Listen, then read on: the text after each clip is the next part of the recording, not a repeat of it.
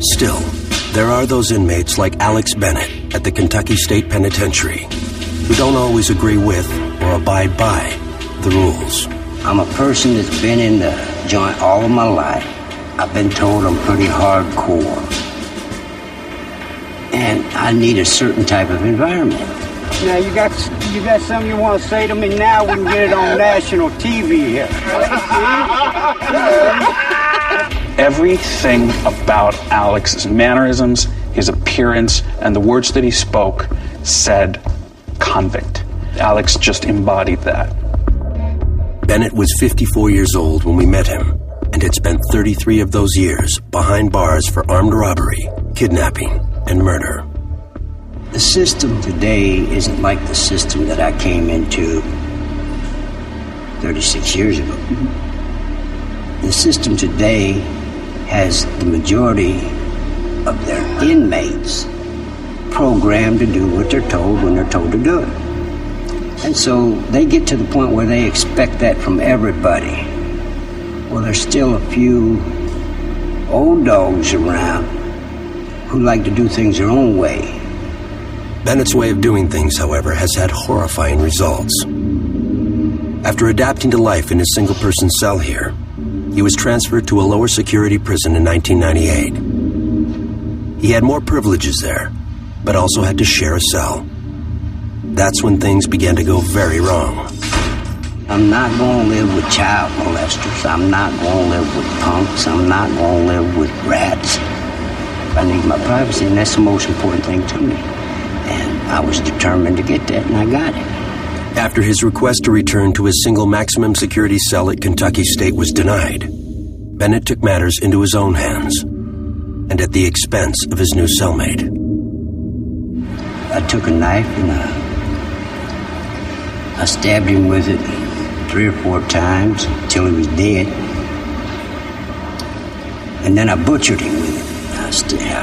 I cut him up into little pieces because it's like I told a warden down there, this is what I left you. Now you'll give me a transfer, or one of y'all will be next. And then I meant what I said. Well, I have a choice because I have nothing to lose. You see my point? I don't have nothing to lose.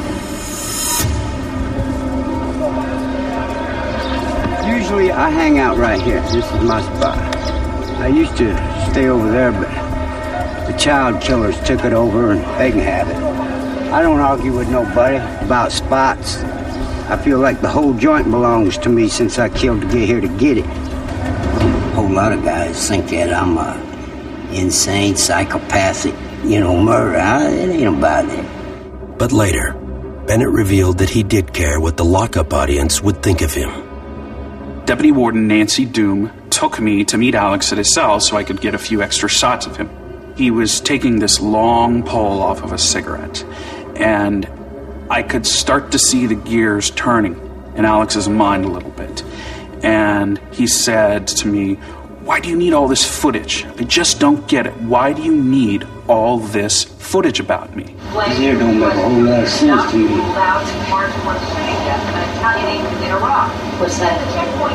Just sitting here looking goofy.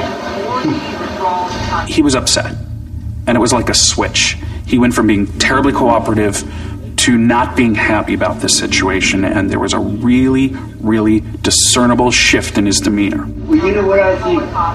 I'll just feel you, whatever you were going to do. I just wanted to get some shot of you and yourself. No problem. I'm thinking that y'all are going through all these here prisons, talking to all these people such as myself, people who's never getting out. This thing ain't recording. I start to turn off the camera, and I stand up, and I begin reasoning with Alex, slowly as I inch my way backwards towards Nancy out of the cell. "Alex, it's important that we tell this story. We want to hear your voice.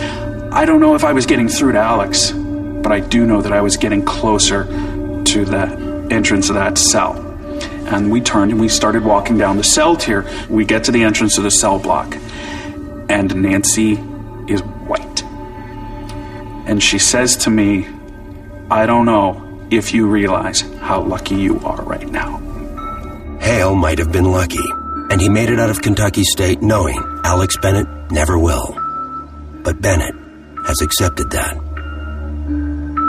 I never think about the outside world anymore. Never, ever. I don't dream about the outside world. I don't read about the outside. I'm 100% prison. I'm 100%. This is my life. Prison's my life. And this is all I got. And that's all I think about.